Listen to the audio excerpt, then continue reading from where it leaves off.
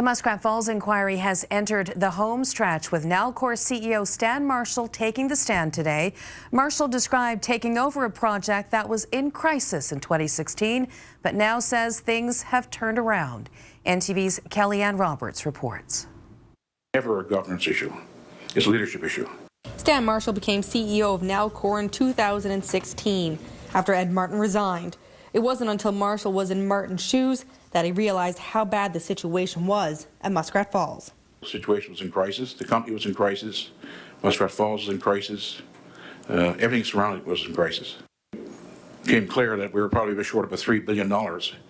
And so one of the priorities had to be, can we get $3 billion? Marshall moved quickly to restructure the project, splitting generation from transmission. He said Vice President Gilbert Bennett was overwhelmed, so Marshall redistributed roles among his executive team.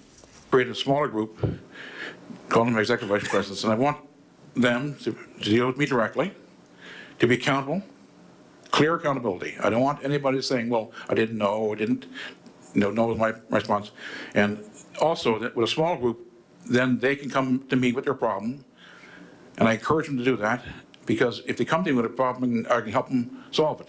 Not everybody at Nalcor was happy with the changes. Some project team members said Marshall was more concerned about schedule than cost, as the price tag escalated to $12.7 billion. But Marshall says nobody could see the big picture about how Muskrat Falls will be plugged into the transmission system. Time is money. I mean, if you're late, you're losing an opportunity. And here's one of the big differences between the oil business and the hydro business. In the oil and gas business, if you don't get the oil out today, they're there tomorrow. If the water is not captured today, it ain't there tomorrow. You've lost it. The project management team had a lot of experience in oil and gas, not hydro, but Marshall testified that wasn't a big issue. Meanwhile, the inquiry heard from Grant Thornton today that no cases of fraud were found throughout the mega project. Stan Marshall will return to the stand on Tuesday. Kellyanne Roberts, NTV News.